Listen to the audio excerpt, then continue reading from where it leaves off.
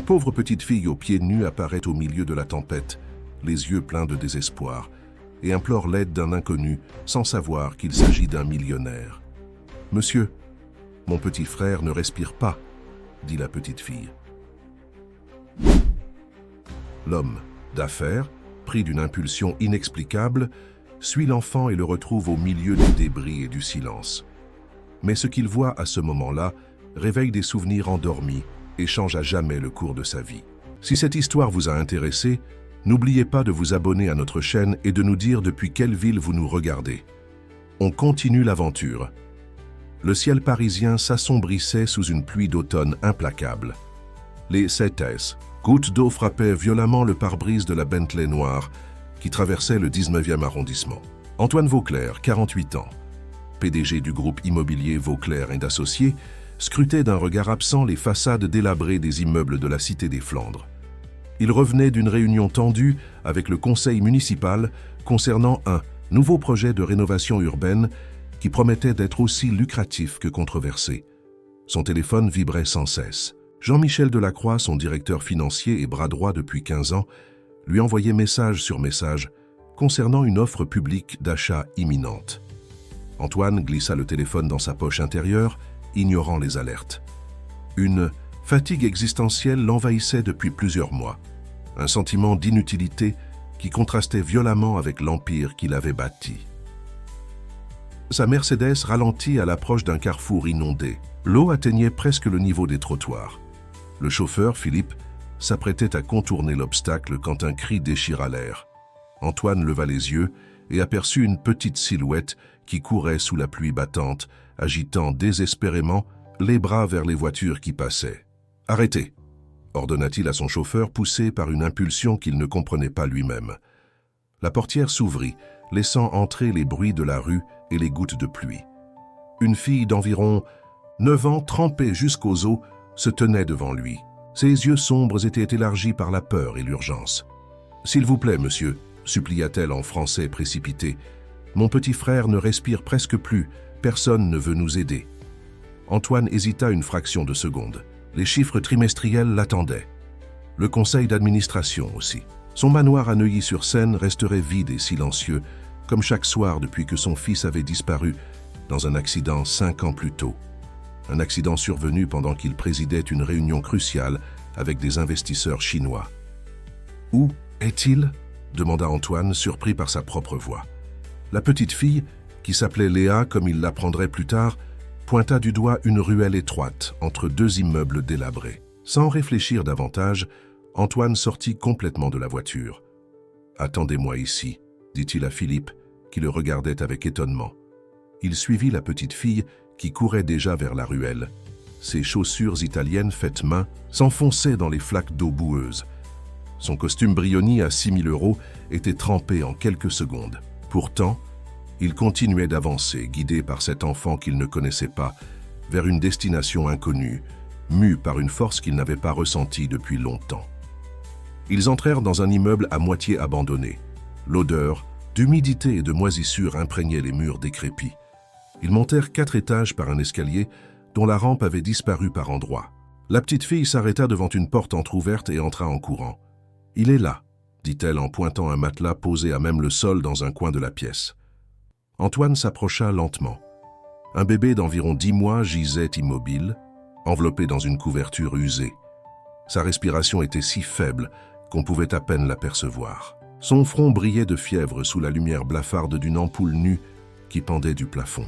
« Depuis combien de temps est-il comme ça ?» demanda Antoine en s'agenouillant près du bébé. « Depuis hier soir », répondit Léa, sa voix tremblante, de peur. « Il s'appelle Lucas.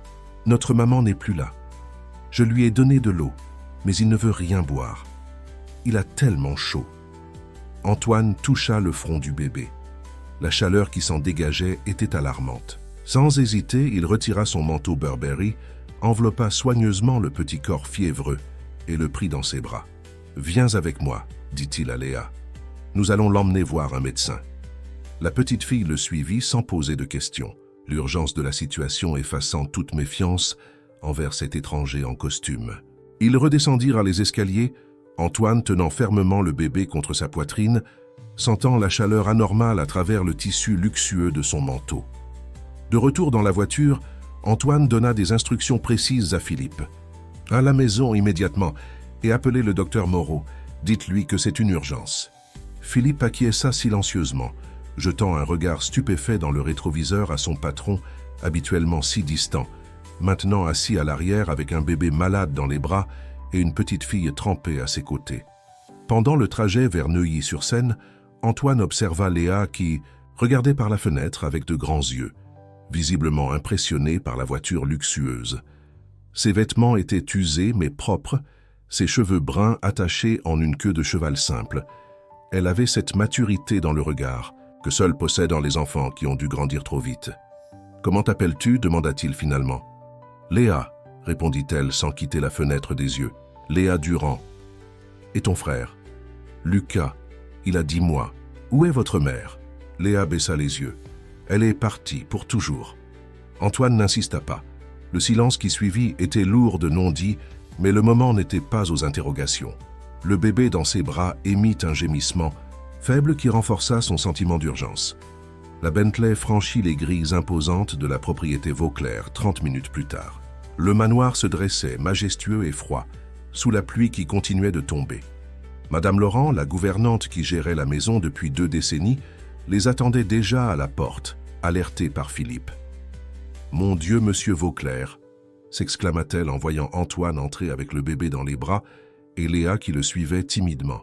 « Préparez la chambre d'amis, » ordonna Antoine, « et trouvez des vêtements secs pour la petite. » Le docteur Moreau arriva moins de 10 minutes plus tard. C'était un homme d'une 60aine d'années, médecin de famille des Vauclair depuis plusieurs générations. Il examina Lucas avec une efficacité calme pendant qu'Antoine attendait dans le couloir encore mouillé, son téléphone continuant de vibrer dans sa poche. Après ce qui sembla une éternité, le médecin sortit de la chambre. « Pneumonie et déshydratation sévère », annonça-t-il. Gravement. « Il faut l'hospitaliser immédiatement. »« Non », répondit Antoine avec une autorité surprenante. « Il reste ici. Dites-moi ce dont il a besoin et je l'obtiendrai. » Le docteur Moreau considéra Antoine avec un regard évaluateur, puis hocha la tête. « Très bien. Je vais préparer une liste de médicaments et d'équipements. Il aura besoin d'une surveillance constante pendant les prochaines 48 heures. » Pendant que le médecin rédigeait ses prescriptions, Antoine rejoignit Léa dans la cuisine, où Madame Laurent lui avait préparé un chocolat chaud. La petite fille portait maintenant un t-shirt bien trop grand pour elle, probablement appartenant à la gouvernante. « Ton frère est très malade, » expliqua Antoine en s'asseyant face à elle. « Mais nous allons prendre soin de lui. » Léa le regarda avec un mélange de méfiance et d'espoir. « Pourquoi vous faites ça? Vous ne nous connaissez même pas. » La question prit Antoine au dépourvu. Pourquoi, en effet?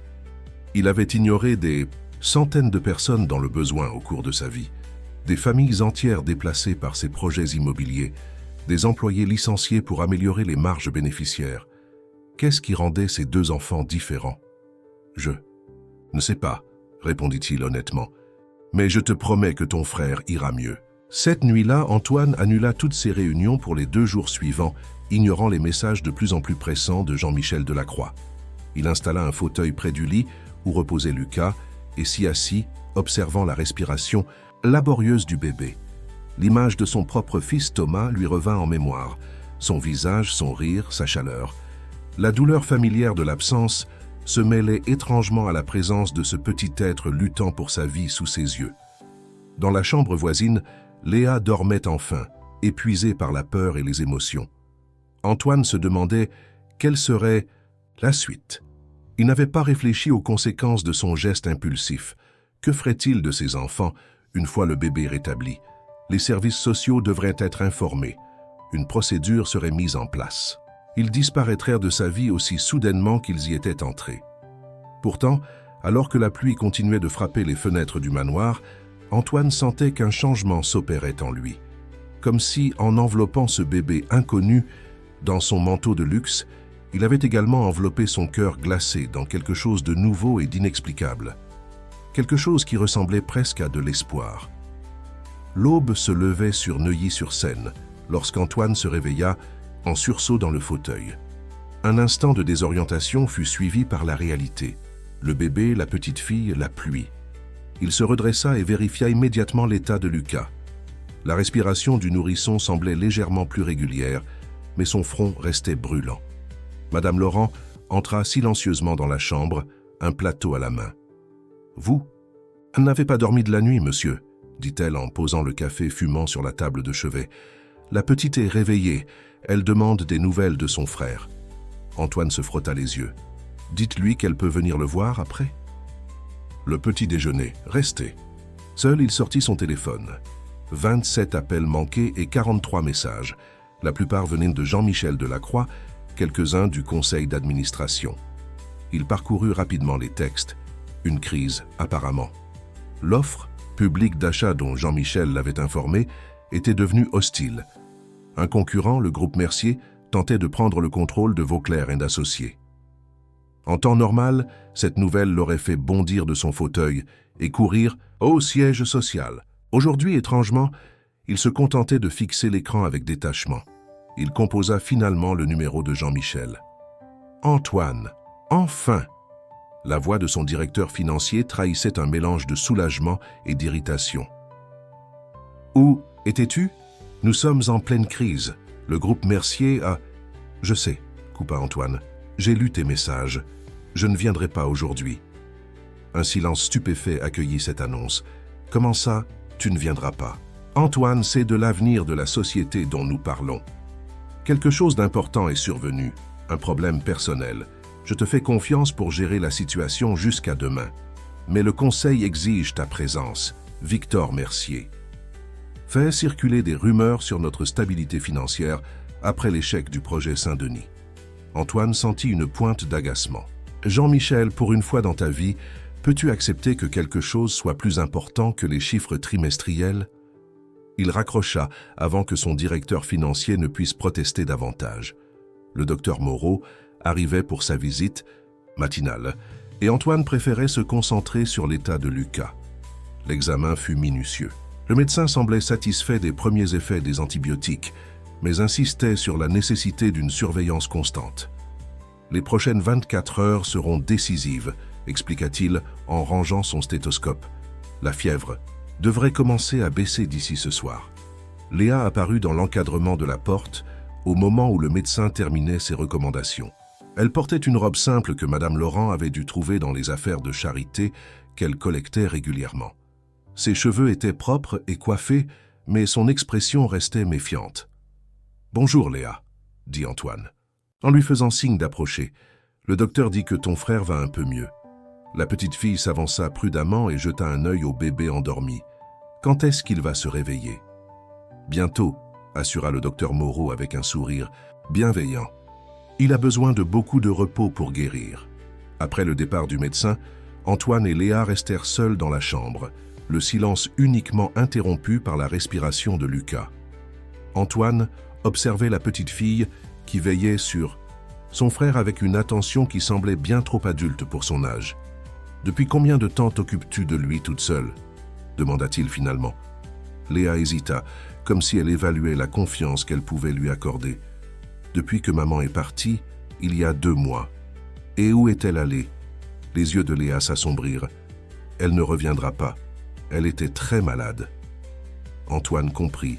La mère était décédée probablement, mais la petite fille évitait d'utiliser des mots définitifs. « Et votre père ?»« Je ne l'ai jamais connu, » répondit-elle simplement. « Comment avez-vous survécu seul pendant 2 mois ? Nous habitions dans notre appartement à la Cité des Flandres. Mais les hommes sont venus avec des papiers.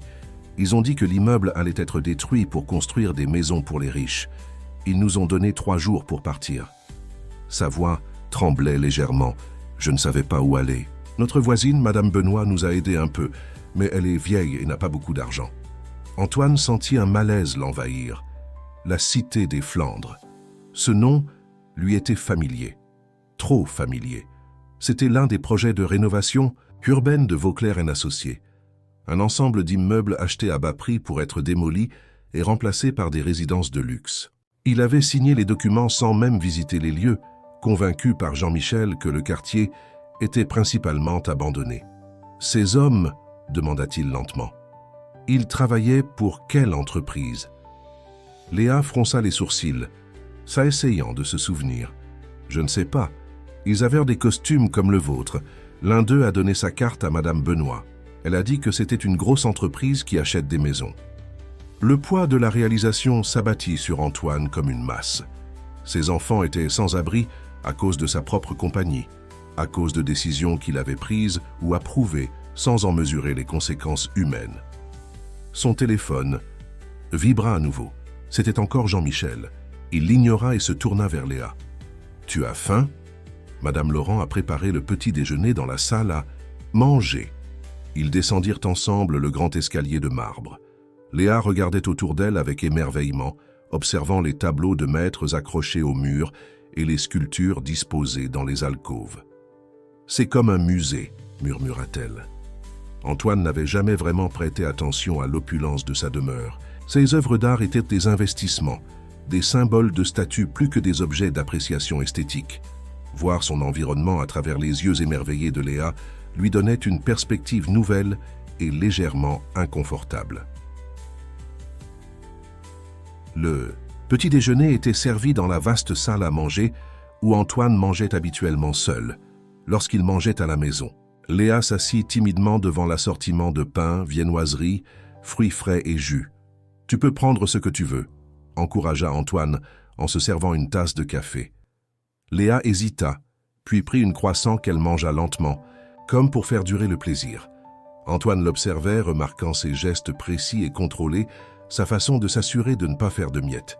« Tu vas à l'école » demanda-t-il pour briser le silence. « Oui, à l'école primaire Jules Ferry, mais je n'y suis pas allé depuis que nous avons dû quitter l'appartement. »« Quelle classe ?»« CE2. Madame Rivière est ma maîtresse. » Le nom fit écho dans la mémoire d'Antoine, Élodie Rivière. Un visage émergea des brumes du passé, des yeux verts, un sourire chaleureux, des discussions passionnées sous les arbres du Luxembourg. Ils s'étaient rencontrés peu après la perte de son fils. Elle était enseignante, passionnée par son métier et engagée dans des associations d'aide à l'enfance. Leur relation avait été intense, mais brève. Antoine s'était replié sur lui-même, incapable de partager sa douleur, de s'ouvrir suffisamment pour construire quelque chose de durable. « Madame Rivière » répéta-t-il doucement. « Elle est toujours à Jules Ferry ?»« Oui, c'est la meilleure. »« Maîtresse de l'école » affirma Léa avec une conviction touchante. « Elle nous fait chanter dans la chorale. Elle dit que la musique guérit les cœurs tristes. » La coïncidence était troublante. Était-ce le hasard qui avait placé ses enfants sur sa route, créant un lien indirect avec une femme qu'il avait repoussée au moment où il avait peut-être le plus besoin d'elle? Après le petit déjeuner, ils remontèrent auprès de Lucas. Le bébé s'était réveillé et pleurait faiblement. Léa se précipita à son chevet, lui parlant doucement et caressant son front. « Il a faim, » dit-elle en se tournant vers Antoine. D'habitude, il prend son biberon à cette heure-ci. Antoine réalisa qu'il n'avait aucune fourniture pour bébé dans la maison. Il appela Madame Laurent, qui se chargea immédiatement de contacter un service de livraison d'urgence pour obtenir tout le nécessaire. Lait maternisé, biberon, couche, vêtements. En attendant, Antoine observait Léa qui chantonnait doucement pour apaiser son frère, une berceuse simple que sa propre mère lui avait peut-être chantée. La scène ravivait des souvenirs enfouis, lui-même, assis au chevet de Thomas, lui lisant des histoires, vérifiant sa respiration pendant son sommeil. Des gestes d'amour parental qu'il avait cru ne plus jamais accomplir. Son téléphone vibra à nouveau. Cette fois, c'était un message de son père, Édouard Vauclair, fondateur de l'Empire immobilier. Un homme dur, pragmatique, qui avait enseigné à Antoine que les sentiments n'avaient pas leur place dans les affaires. Le message était bref et sec. Le conseil se réunit en urgence demain à 9h. Ta présence est impérative. Antoine rangea le téléphone sans répondre. Pour la première fois depuis des années, les priorités semblaient se réaligner dans son esprit. L'urgence n'était plus dans les salles de conseil, mais ici, dans cette chambre, auprès de ces enfants vulnérables que sa propre entreprise avait contribué à mettre en danger. Lorsque les fournitures pour bébé arrivèrent, Antoine prépara maladroitement un biberon sous les instructions patientes de Léa. La petite fille prit ensuite le relais, nourrissant son frère avec une expertise née de la nécessité. Lucas buvait avidement, ses yeux fiévreux fixés sur sa sœur. « Tu es très doué avec lui, » remarqua Antoine. « C'est mon travail de prendre soin de lui, » répondit Léa avec une simplicité désarmante. « Je lui ai promis que je ne le laisserai jamais tout seul. » Ces mots touchèrent Antoine profondément. Il se rappela sa propre promesse à Thomas, une promesse qu'il n'avait pas tenue. « Je serai toujours là pour toi », avait-il dit à son fils. Puis il avait choisi une réunion d'affaires plutôt que la sortie scolaire où l'accident s'était produit. « Vous avez l'air triste », observa Léa en le regardant attentivement. « J'avais un fils », répondit Antoine, surpris par sa propre franchise. Il s'appelait Thomas. Il n'est plus là maintenant. Léa hocha la tête avec une compréhension au-delà de son âge. « Comme ma maman. »« Oui, comme ta maman. » Un silence complice s'installa entre eux, une reconnaissance mutuelle de la perte qui les unissait d'une façon inattendue. 3 jours s'étaient écoulés depuis l'arrivée de Léa et Lucas au manoir Vauclair. La fièvre du bébé avait enfin cédé et ses poumons, selon le docteur Moreau, se dégageaient progressivement. Antoine avait reporté toutes ses réunions, déléguant les urgences à Jean-Michel malgré les protestations véhémentes de ce dernier. Pour la première fois depuis la perte de Thomas, il ressentait quelque chose qui ressemblait à un but. Ce matin-là, il se tenait devant son ordinateur, parcourant les documents du projet immobilier de la Cité des Flandres. Ce qu'il découvrait le révoltait de plus en plus. Les rapports sociaux avaient été minimisés, les estimations de logements occupés délibérément sous-évaluées. Plusieurs notes internes suggéraient des méthodes d'intimidation pour accélérer le départ des derniers locataires récalcitrants. La signature électronique d'Antoine apparaissait en bas de chaque document, mais il ne se souvenait pas d'avoir lu ces détails. Il avait fait confiance à son équipe, approuvant aveuglément les projets présentés comme rentables et stratégiques. Une requête de vidéoconférence apparut sur son écran. Jean-Michel Delacroix insistait pour lui parler. Antoine hésita puis accepta l'appel. Le visage tendu de son directeur financier remplit l'écran. « Antoine, cette situation devient intenable. Le conseil s'impatiente. Victor Mercier intensifie son offensive et personne ne comprend ton absence. » « J'ai des raisons personnelles importantes, » répondit Antoine avec fermeté. Jean-Michel plissa les yeux. « Des raisons personnelles? Depuis quand les affaires personnelles priment-elles sur l'entreprise pour toi? Tu n'as même pas pris un jour de congé après la disparition de Thomas. » La mention de son fils raviva une douleur familière, mais Antoine maintint son calme. Justement, c'était peut-être une erreur. « Écoute, » reprit Jean-Michel en baissant la voix, « des rumeurs circulent. On dit que tu traverses une sorte de crise existentielle, que tu perds ton mordant. Le Conseil s'inquiète de ta capacité à diriger dans cette période critique. » « Le Conseil devrait plutôt s'inquiéter de nos pratiques commerciales, » rétorqua Antoine. « J'ai examiné le dossier de la Cité des Flandres. Ce que nous avons fait là-bas est inacceptable. » Jean-Michel eut un rire nerveux. « La Cité des Flandres? C'est un projet standard de rénovation urbaine. Nous avons suivi toutes les procédures légales. » Les procédures légales, peut-être? Mais qu'en est-il de l'éthique? Nous avons délibérément minimisé l'impact humain. Des familles ont été jetées à la rue. C'est le prix du progrès, Antoine. Tu le sais mieux que quiconque.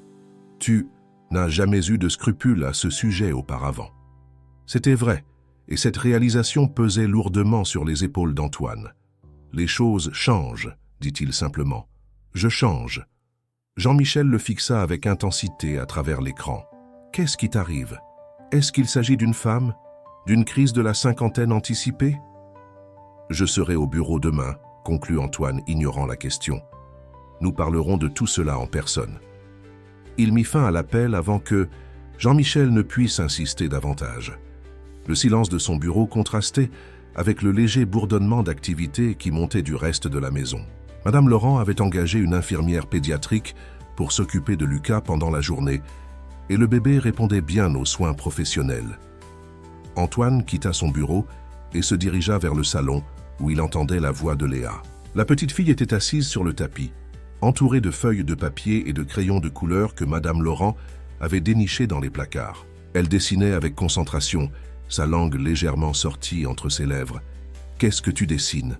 demanda Antoine en s'approchant. Léa leva les yeux. Elle semblait plus détendue aujourd'hui, moins sur ses gardes. « C'est notre maison, » expliqua-t-elle en montrant un dessin d'immeuble coloré, avant qu'il nous dise de partir. Antoine s'assit à côté d'elle, observant le dessin d'enfant qui représentait un immeuble aux multiples fenêtres, chacune abritant des personnages souriants. « Tu te souviens bien de tous ces voisins ?»« Oui, il y avait Madame Benoît qui nous gardait parfois, Monsieur Touré qui jouait de la musique africaine, la famille Diallo avec leurs jumeaux qui me laissaient jouer avec eux. » Elle pointa différentes fenêtres tout en parlant. Tout le monde se connaissait, on s'entraidait. Une communauté, pas juste un bâtiment vétuste à faible valeur locative, comme l'indiquaient les rapports. La culpabilité qu'Antoine ressentait s'intensifia. Et « Maintenant, où sont-ils tous ?» Léa haussa les épaules. « Je ne sais pas, certains ont trouvé d'autres appartements loin d'ici. D'autres cherchent encore. Et toi et Lucas, vous êtes restés le plus longtemps ?» Maman était trop malade pour chercher un autre endroit, et après, je ne savais pas quoi faire. Elle marqua une pause. « Vous allez nous emmener à l'orphelinat maintenant que Lucas va mieux ?» La question prit Antoine au dépourvu. L'idée de confier ses enfants aux services sociaux, qui était la solution logique il y a quelques jours, lui semblait maintenant inconcevable. « Non, répondit-il fermement, vous pouvez rester ici aussi longtemps que nécessaire. » Le visage de Léa s'illumina brièvement, puis l'inquiétude revint. « Mais Lucas doit voir un médecin régulièrement, et je dois retourner à l'école. »« Nous nous occuperons de tout, cela, assura Antoine. Je te promets que vous ne serez pas séparés. » Cette promesse, prononcée presque instinctivement, marquait un tournant. Antoine réalisait qu'il s'engageait sur un chemin dont il ne mesurait pas encore toutes les implications, mais qui lui semblait, pour la première fois depuis longtemps, être le bon. Plus tard dans la journée, Antoine passa un appel qu'il avait reporté depuis des années. L'école primaire Jules Ferry. Demander spécifiquement à parler à Madame Rivière lui sembla soudain intimidant. Que lui dirait-il? Comment expliquerait-il la présence de Léa chez lui? « École Jules Ferry, bonjour », répondit une voix féminine. « Bonjour, je souhaiterais parler à Madame Rivière, enseignante en CE2. Elle est en classe actuellement. Puis-je prendre un message ?» Antoine hésita. C'est au sujet d'une de ses élèves, Léa Durand. « Pourriez-vous lui demander de me rappeler? Mon nom est Antoine Vauclair. » Un silence suivit sa déclaration. « Monsieur Vauclair, l'ancien ami d'Élodie ?» Antoine fut surpris. « Vous la connaissez personnellement ?»« Nous sommes collègues depuis 10 ans. Elle a mentionné votre nom occasionnellement. » La voix semblait soudain plus réservée. « Je lui transmettrai votre message. » L'appel se termina, laissant Antoine avec un sentiment d'appréhension. Comment Élodie réagirait-elle après toutes ces années? Il se souvenait de leur dernière rencontre, les larmes qu'elle avait retenues, sa propre froideur, son incapacité à accepter la main tendue alors qu'il sombrait dans le chagrin. Ses réflexions furent interrompues par l'arrivée de Philippe. Son chauffeur, « Monsieur, votre père est ici. » Antoine se raidit. Édouard Vauclair n'était pas du genre à faire des visites impromptues.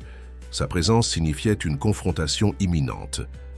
Édouard Vauclair apparut dans l'encadrement de la porte du bureau. À 72 ans, il conservait une allure imposante, les épaules droites et le regard perçant qui avait intimidé générations de collaborateurs et concurrents. « Antoine », salua-t-il sèchement. « Père, je ne savais pas que tu viendrais. » « Évidemment, puisque tu ignores mes appels depuis 3 jours. » Édouard s'avança dans la pièce, examinant son fils d'un regard critique. « Jean-Michel m'a informé de ton absence prolongée, au milieu d'une tentative d'OPA hostile. J'avais des affaires urgentes à régler. Plus urgentes que la survie de l'entreprise que j'ai construite pendant 40 ans, que tu es censé diriger maintenant. » Le ton était acerbe. Antoine soutint le regard de son père. « Oui, certaines choses sont plus importantes. » Édouard fronça les sourcils, sur le point de répliquer quand un bruit de pas léger attira leur attention. Léa apparut dans le couloir, s'arrêtant net en voyant l'inconnu. « Qui est cet enfant ?» demanda Édouard, stupéfait. « Léa, je te présente mon père, Édouard Vauclair, » dit Antoine calmement. « Père, voici Léa Durand. » La petite fille fit une légère révérence, visiblement intimidée. « Bonjour, monsieur. » Édouard la fixait comme s'il avait vu un fantôme. « Qu'est-ce que cela signifie, Antoine? Pourquoi y a-t-il une enfant dans ta maison? » « C'est une longue histoire, » répondit Antoine. « Léa, pourrais-tu aller voir comment? »« Va, ton frère, je dois parler avec mon père. » Léa hocha la tête et s'éclipsa rapidement. Édouard se tourna vers son fils, exigeant des explications. Antoine raconta alors l'histoire, la rencontre sous la pluie, le bébé malade, la découverte du lien avec le projet immobilier de la Cité des Flandres. À mesure qu'il parlait, le visage de son père passait de l'incrédulité à la consternation. « Tu as recueilli les enfants de parfaits inconnus? Et maintenant quoi? Tu joues à la famille heureuse au lieu de diriger ton entreprise. Ces enfants ont perdu leur foyer à cause de nos actions, » répondit Antoine avec fermeté. « Ne ressens-tu aucune responsabilité ?» Édouard balaya l'argument d'un geste de la main. « Le développement urbain implique des déplacements. C'est regrettable mais nécessaire. Tu ne peux pas sauver tout le monde, Antoine. » « Je ne cherche pas à sauver tout le monde. Juste, c'est 2 enfants pour l'instant. » Pour l'instant, Édouard le scrutait intensément. « Qu'est-ce que cela signifie? Tu comptes les garder ?» La question flottait dans l'air, exigeant une réponse qu'Antoine n'avait pas encore formulée clairement, même pour lui-même. Mais en cet instant, face à son père, la réponse lui parut évidente. « Oui, je compte prendre soin d'eux. »« Tu as perdu l'esprit, » murmura Édouard. « D'abord tu abandonnes l'entreprise en pleine crise, et maintenant ça? Est-ce que c'est à cause de Thomas? Une sorte de compensation malsaine ?» La mention de son fils raviva la douleur, mais Antoine ne céda pas. Il ne s'agit pas de compensation. Il s'agit de faire ce qui est juste pour une fois. « Ce qui est juste ?» Édouard eut un rire sans joie. « Je t'ai appris à être pragmatique, pas sentimental. Ces enfants ont besoin de professionnels, de services sociaux, pas d'un homme d'affaires en pleine crise existentielle. » « Les services sociaux les sépareraient, » répliqua Antoine. « Ils ont déjà perdu leur mère et leur foyer. Je refuse qu'ils perdent aussi le seul lien familial qui leur reste. » Édouard secoua la tête, visiblement dépassé par la tournure des événements. « Tu ne peux pas diriger Vauclair et Associés et jouer les pères adoptifs en même temps. C'est l'un ou l'autre, Antoine. Alors peut-être est-il temps de reconsidérer mes priorités. » Ces mots, prononcés calmement mais fermement, créèrent un fossé presque palpable entre le père et le fils. Édouard fixa Antoine comme s'il ne le reconnaissait plus. « Je t'ai élevé pour être un leader, un bâtisseur d'empire, pas un travailleur social, dit-il finalement. Si tu persistes dans cette folie, ne compte pas sur mon soutien au conseil. » D'administration. « Je n'ai jamais compté sur des faveurs, père, pas même les tiennes. » Édouard se dirigea vers la porte puis s'arrêta et se retourna. « J'ai perdu un petit-fils. Je ne veux pas perdre aussi mon fils. » Sur ces mots, il quitta la pièce, laissant Antoine seul avec le poids de ses décisions. Plus tard ce soir-là, alors que le manoir s'endormait, Antoine se tenait dans l'encadrement de la porte de la chambre où dormaient Léa et Lucas. Le bébé reposait paisiblement dans un berceau acquis en urgence, tandis que Léa dormait dans le grand lit adjacent, serrant contre elle le manteau Burberry dans lequel Antoine avait enveloppé son frère le premier jour. Ce geste simple, une enfant s'accrochant à un symbole de sécurité, cristallisait tout ce qu'Antoine avait ressenti ces derniers jours. Une transformation s'opérait en lui, comme si des compartiments hermétiquement fermés de son cœur s'ouvraient lentement, laissant entrer l'air et la lumière. Son téléphone vibra doucement dans sa poche. Un message d'un numéro inconnu. « Antoine, c'est Élodie Rivière. J'ai appris que Léa Durand est avec vous. Nous devons parler. Demain, 16h à l'école ?» Il fixa l'écran, sentant son cœur s'accélérer légèrement. Élodie, la femme qu'il avait repoussée quand il avait le plus besoin d'elle. La femme qui avait essayé de l'atteindre dans les profondeurs de son chagrin. Et maintenant, par un étrange concours de circonstances, elle revenait dans sa vie à travers Léa. « J'y serai », répondit-il simplement. Dehors, la pluie avait cessé, laissant place à un ciel clair parsemé d'étoiles. Antoine resta un moment à contempler les 2 enfants endormis, conscient qu'il se tenait au seuil d'un nouveau chapitre de sa vie. Un chapitre qu'il n'aurait jamais imaginé écrire, mais qui semblait pourtant être exactement celui qu'il devait vivre maintenant. L'école primaire Jules Ferry se dressait dans le 19e arrondissement, à quelques rues seulement de la Cité des Flandres. Antoine observait la façade du bâtiment depuis sa voiture, étrangement nerveux. Après avoir déposé Léa chez lui sous la surveillance de Madame Laurent et de l'infirmière, il avait demandé à Philippe de le conduire directement ici pour son rendez-vous avec Élodie. Le matin même, il s'était rendu au siège de Vauclair & Associés pour la première fois depuis une semaine. L'atmosphère était électrique, tendue, comme si l'entreprise entière retenait son souffle. Jean-Michel l'avait accueilli avec un mélange de soulagement et de reproches à peine voilés. « Le conseil veut des explications », avait-il annoncé en suivant Antoine dans son bureau. Victor Mercier intensifie son offensive. 3 actionnaires majeurs hésitent à lui vendre leur part. Nous perdons du terrain chaque jour. Antoine avait écouté, absorbant les informations avec un détachement qui semblait exaspérer son directeur financier. « J'ai pris une décision », avait-il finalement déclaré. « Je veux un audit complet du projet de la Cité des Flandres. Toutes les procédures d'expulsion, tous les documents administratifs, toutes les communications avec les résidents. » Jean-Michel avait pâli. « Un audit maintenant, c'est de la folie, Antoine.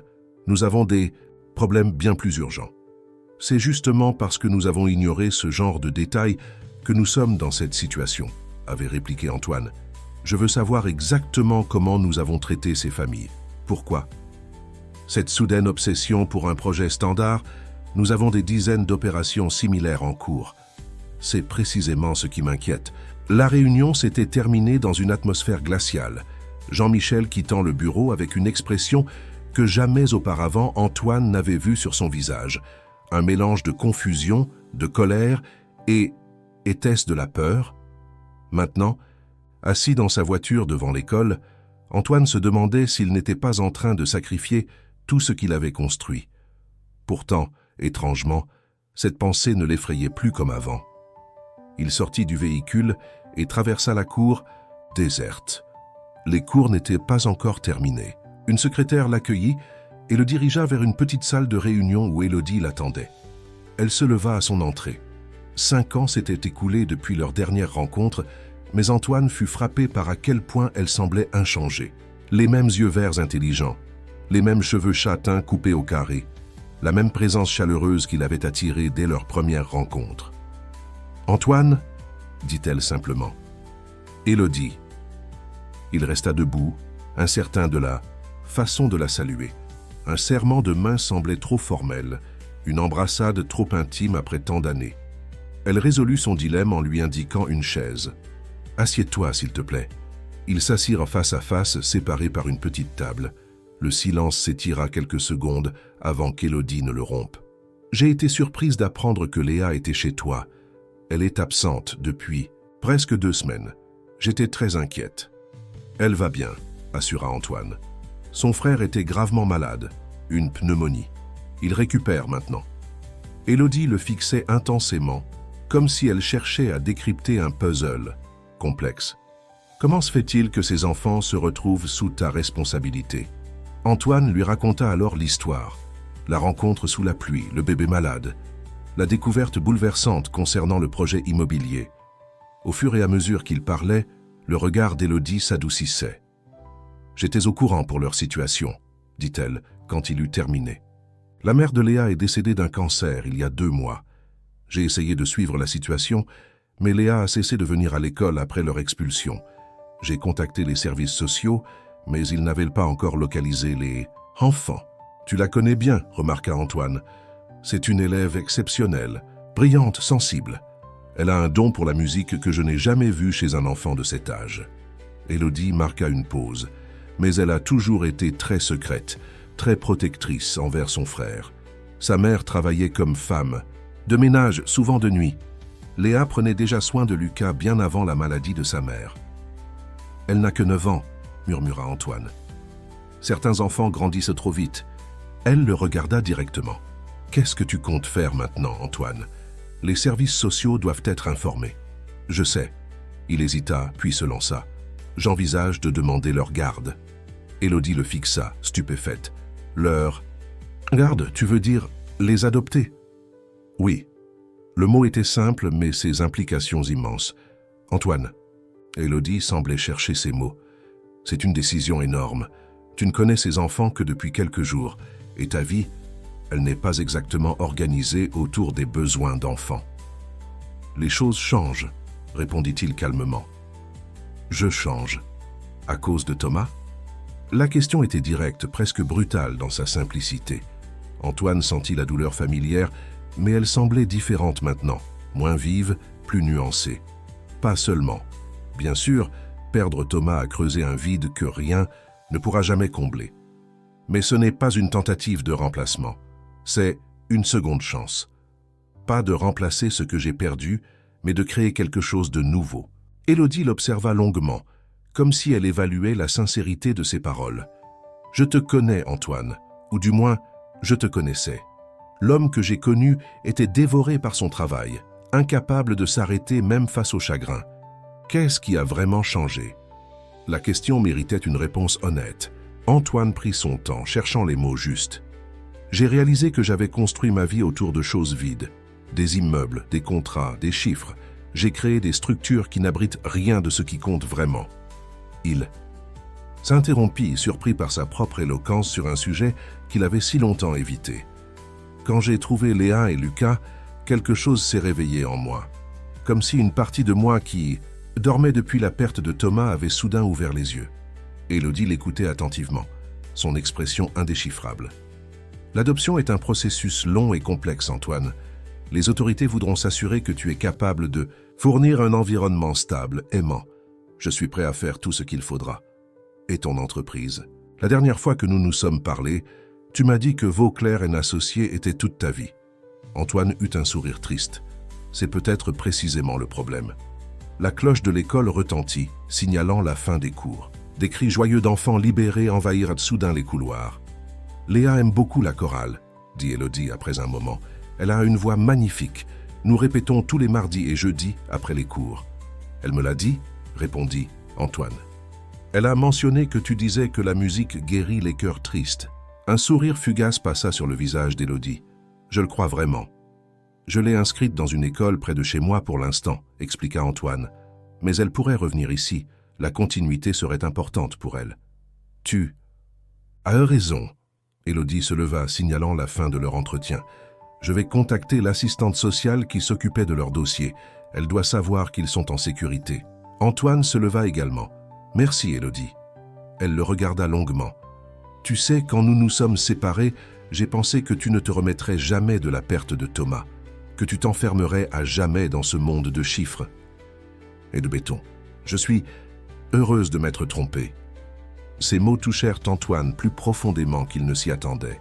« J'aurais dû t'écouter à l'époque. Nous étions tous les deux à des endroits différents, » répondit-elle simplement. « Parfois, le timing est tout. » Ils se quittèrent avec la promesse de rester en contact concernant Léa. En retournant à sa voiture, Antoine se sentait plus léger, comme si une partie du poids qu'il portait depuis si longtemps s'était dissipée. Son téléphone sonna, c'était Madame Laurent. « Monsieur Vauclair, vous devriez rentrer rapidement. Léa a de la fièvre. » Le trajet du retour sembla interminable. Antoine sentait l'inquiétude monter en lui à mesure que la voiture s'approchait de Neuilly-sur-Seine. Cette angoisse pour le bien-être d'un autre être humain qu'il n'avait pas ressenti depuis Thomas était à la fois douloureuse et étrangement réconfortante, un signe qu'il était encore capable d'attachement profond. À son arrivée, il trouva Léa au lit, les joues rouges de fièvre. L'infirmière lui expliqua qu'elle avait probablement attrapé le virus de son frère, mais sous une forme moins sévère.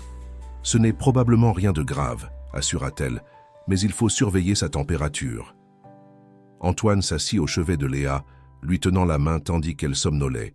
Dans le berceau voisin, Lucas dormait paisiblement, sa respiration enfin régulière après des jours de lutte. Léa ouvrit les yeux, reconnut Antoine et sourit faiblement. « Vous êtes revenu. »« Bien sûr que je suis revenu, » répondit-il doucement. « Je te l'avais promis, non ?»« Les grandes personnes font souvent des promesses qu'elles ne tiennent pas, » murmura-t-elle avant de refermer les yeux. Ces mots simples contenaient une sagesse et une douleur qui dépassaient de son âge. Antoine resta près d'elle, épongeant son front avec un linge humide, lui donnant à boire quand elle s'éveillait. Les heures passaient et il refusait de quitter son chevet malgré les appels insistants de Jean-Michel. Tard dans la nuit, alors que la fièvre de Léa commençait enfin à baisser, Antoine sentit son téléphone vibrer. C'était un message d'Élodie. « J'ai parlé à l'assistante sociale, Charlotte Mercier. Elle viendra vous voir demain. Je lui ai dit que les enfants étaient entre de bonnes mains. J'espère ne pas m'être trompé. » Antoine fixa l'écran, conscient que le processus officiel commençait maintenant. Les services sociaux, les évaluations, les enquêtes sur sa capacité à être parent. Un chemin semé d'obstacles s'ouvrait devant lui. Le lendemain matin, Léa allait mieux. Sa fièvre avait diminué et elle avait même pris un petit déjeuner léger. Antoine avait annulé toutes ses réunions, décidant de rester à la maison pour accueillir l'assistante sociale. Charlotte Mercier arriva à 10 heures précises. C'était une femme d'une quarantaine d'années, à l'allure professionnelle mais bienveillante. Elle expliqua clairement son rôle et le processus qui s'enclencherait. Pour l'instant, nous cherchons surtout à nous assurer que les enfants sont en sécurité et bien traités, dit-elle, en observant l'environnement luxueux du manoir. À long terme, nous devrons évaluer les options de placement permanent. Je souhaite demander leur garde, annonça Antoine directement. Charlotte Mercier ne sembla pas surprise. Élodie avait dû la prévenir. Monsieur Vauclair, l'adoption est un processus complexe. Vous êtes célibataire avec un emploi extrêmement prenant. Les autorités voudront s'assurer que vous pouvez offrir un environnement stable et approprié. Je comprends. Je suis prêt à faire les ajustements nécessaires. L'assistante sociale passa 2 heures à la propriété, observant les interactions entre Antoine et les enfants, posant des questions, prenant des notes. Léa, malgré sa fatigue, semblait s'être attachée à Antoine, se tournant naturellement vers lui pour du réconfort ou des réponses. Avant de partir, Charlotte Mercier prit Antoine à part. « Madame Rivière parle très favorablement de vous, ce qui compte beaucoup à mes yeux. Mais je dois vous avertir que la route sera longue. D'autres membres de la famille pourraient se manifester. Des évaluations psychologiques seront nécessaires. Votre mode de vie sera examiné en détail. Y a-t-il un risque qu'ils soient séparés en attendant ?» demanda Antoine, exprimant sa plus grande crainte. « C'est malheureusement possible. Les places en famille d'accueil pour des fratries sont rares. Je ferai tout pour l'éviter, » affirma Antoine avec une détermination tranquille. Après le départ de l'assistante sociale, Antoine passa du temps avec Léa et Lucas dans le salon. Le bébé commençait à s'habituer à lui souriant, et tendant les bras quand il s'approchait. Ces petits gestes de confiance le touchaient profondément. « Est-ce que tu aimes vivre ici ?» demanda-t-il à Léa qui feuilletait un livre d'images. Elle réfléchit sérieusement à la question. « C'est grand et beau, mais c'est un peu triste aussi. » « Triste? Pourquoi ? » Il n'y a pas de musique, pas de rire. Dans notre ancien immeuble, on entendait toujours quelqu'un chanter ou parler fort. Ici, c'est tellement silencieux qu'on pourrait entendre une mouche voler. Antoine fut frappé par la justesse de l'observation.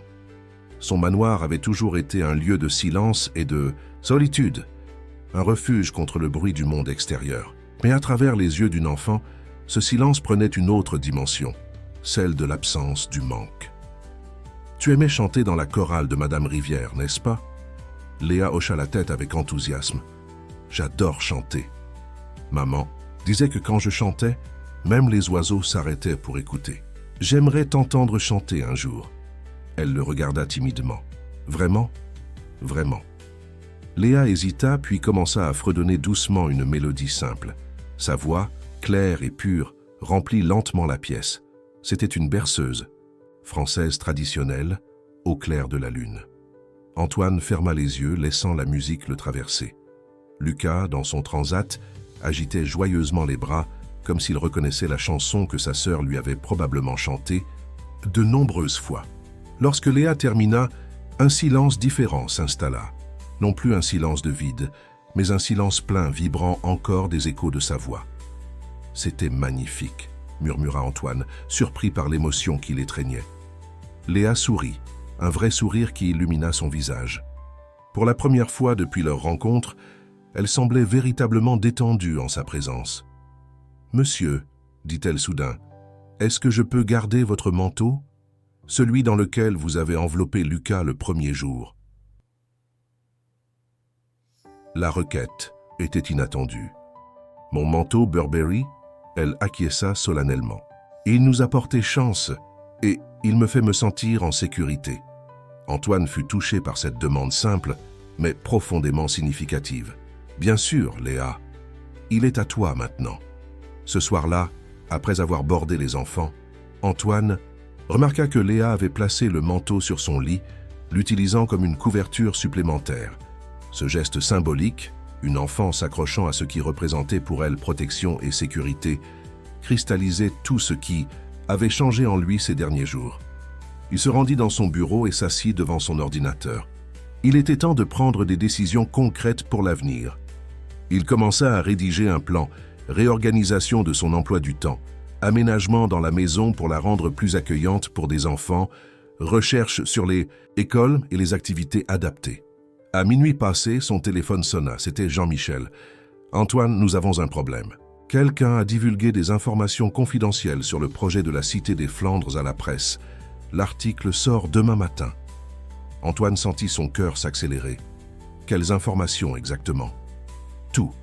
Les méthodes d'intimidation, les rapports falsifiés, les pots de vin aux inspecteurs municipaux. C'est une catastrophe totale. Un silence lourd s'installa. Antoine comprit soudain la gravité de ce qui se profilait, non seulement pour l'entreprise, mais aussi pour sa demande de garde des enfants. Un scandale public pourrait compromettre sérieusement ses chances.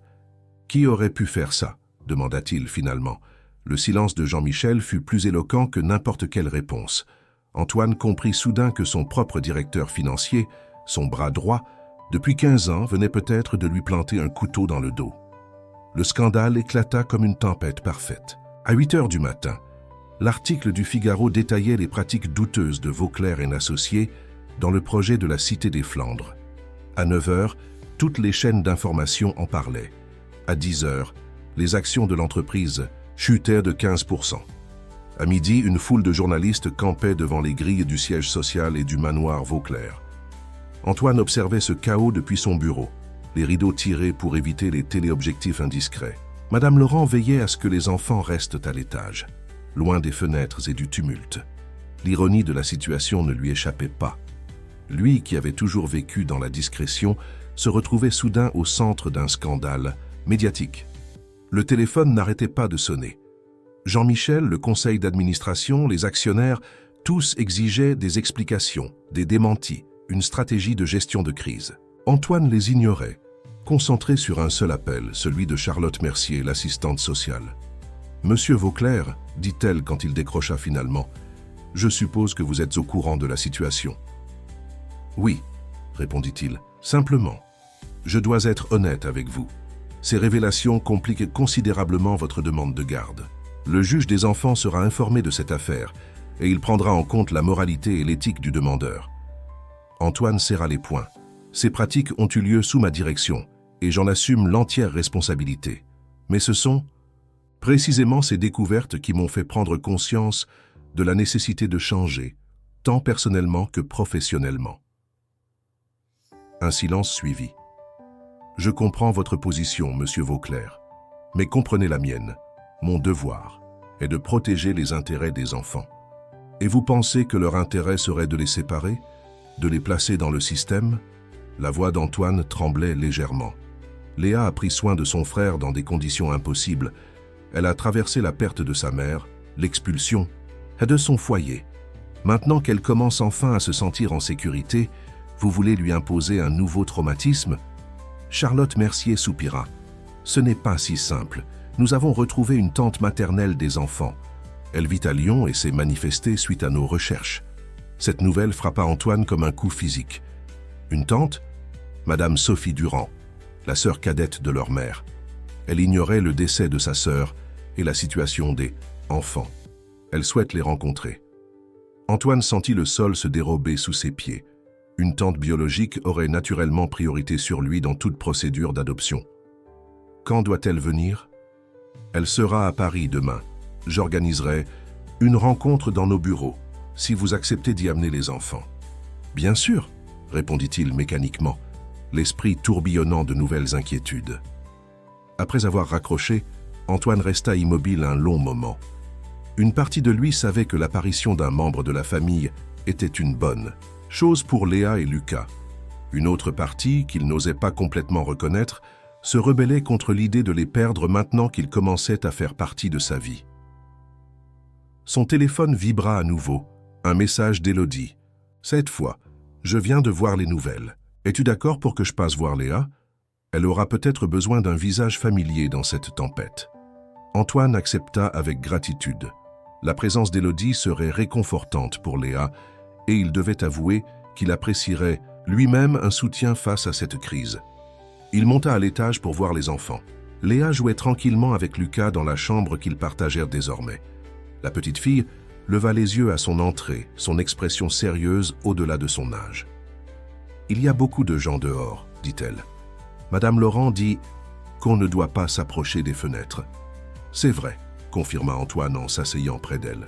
Ces personnes sont des journalistes. Ils veulent me poser des questions sur mon entreprise. Vous avez fait quelque chose de mal. La question était directe, sans jugement. Antoine considéra sa réponse avec soin. Mon entreprise a fait des choses qui ont blessé des gens comme ta famille. Je n'ai pas été assez attentif. Je n'ai pas posé les bonnes questions et des personnes ont souffert à cause de ça. Maintenant, je dois assumer ma responsabilité. Léa hocha la tête, semblant accepter cette explication. Maman disait toujours qu'on doit réparer ce qu'on casse. Ta maman était une femme sage, répondit Antoine, touché par cette simplicité morale. Est-ce qu'on va devoir partir d'ici ? Demanda-t-elle, allant droit au cœur de sa préoccupation. La question prit Antoine au dépourvu. Pourquoi penses-tu cela ? Parce que c'est ce qui arrive toujours, répondit-elle avec une résignation qui brisa le cœur d'Antoine. On commence à aimer un endroit et puis on doit partir. Antoine s'agenouilla devant elle, la regardant droit dans les yeux. Léa, je te promets que je ferai tout ce qui est en mon pouvoir pour que toi et Lucas restiez en sécurité, ensemble. Il ne pouvait pas promettre plus. Pas avec l'apparition de cette tante inconnue, pas avec le scandale médiatique qui menaçait sa réputation et sa crédibilité en tant que candidat à l'adoption. « Madame Rivière va venir te voir cet après-midi », ajouta-t-il pour changer de sujet. « Elle s'inquiétait pour toi. » Le visage de Léa s'éclaira. « Vraiment ? Elle va venir ici ? » ?»« Oui, elle sera là bientôt. » Antoine les laissa pour retourner à son bureau où une montagne de messages et d'appels l'attendait. Parmi eux, une convocation officielle à une réunion extraordinaire du conseil d'administration prévue pour le lendemain. L'objet n'était pas précisé, mais Antoine n'avait aucun doute. Il s'agissait de discuter de son avenir à la tête de l'entreprise. Élodie arriva en début d'après-midi, traversant la horde de journalistes avec une détermination tranquille. Antoine l'accueillit avec soulagement, frappé par la facilité avec laquelle elle gérait cette situation chaotique. « Merci d'être venu », dit-il en l'introduisant dans le salon. « Comment va Léa ?» demanda-t-elle immédiatement. Inquiète. Elle est très perceptive, elle sent que quelque chose se passe. Élodie hocha la tête. Les enfants captent toujours plus que ce que nous pensons. Léa descendit les escaliers en courant dès qu'elle entendit la voix de son institutrice. Son visage s'illumina d'un sourire authentique. Le premier qu'Antoine voyait depuis le début de la tempête médiatique. « Madame Rivière !» s'exclama-t-elle en se jetant dans les bras d'Élodie. « Bonjour. »« Ma chérie !» répondit Élodie en l'étreignant. « Tu m'as manqué à l'école. Comment vas-tu ? Et ton petit frère ? Lucas va mieux maintenant. Il peut respirer sans faire de bruit bizarre. » Élodie sourit. « C'est une excellente nouvelle. » Antoine les laissa seuls, comprenant que Léa avait besoin de ce moment avec une figure féminine stable dans sa vie. Il retourna à son bureau et pour la première fois depuis des jours, se plongea dans les détails de la crise qui secouait son entreprise. Les documents parlaient d'eux-mêmes. Les pratiques révélées par la presse n'étaient pas des incidents isolés, mais semblaient faire partie d'une stratégie systématique orchestrée par Antoine. Fixait l'écran stupéfait par ce qu'il découvrait. Les mémos internes, les directives, les décisions concernant la Cité des Flandres portaient tous la signature électronique de Jean-Michel Delacroix. Son directeur financier n'avait pas seulement été complice, il avait été l'architecte des pratiques les plus controversées. Les documents suggéraient qu'il avait délibérément minimisé ces aspects dans ses présentations au Conseil et à Antoine lui-même, présentant des résumés édulcorés qui masquaient la réalité des méthodes employées. Un coup frappé. À la porte interrompit ses découvertes. C'était Élodie. « Léa s'est endormie, dit-elle en entrant. Cette période a été épuisante pour elle. »« Merci d'être venue, » répondit Antoine. « Ta présence lui fait beaucoup de bien. » Élodie s'assit face à lui. « Charlotte Mercier m'a appelé. Elle m'a parlé de la tante à Lyon. Tu étais au courant ? » ?»« Non. Apparemment, les sœurs étaient brouillées depuis des années. La mère de Léa n'a jamais mentionné sa sœur. » Antoine. soupira. Je devrais être heureux pour les enfants, avoir un membre de leur famille qui veut prendre soin d'eux. C'est ce qu'il y a de mieux pour eux, n'est-ce pas?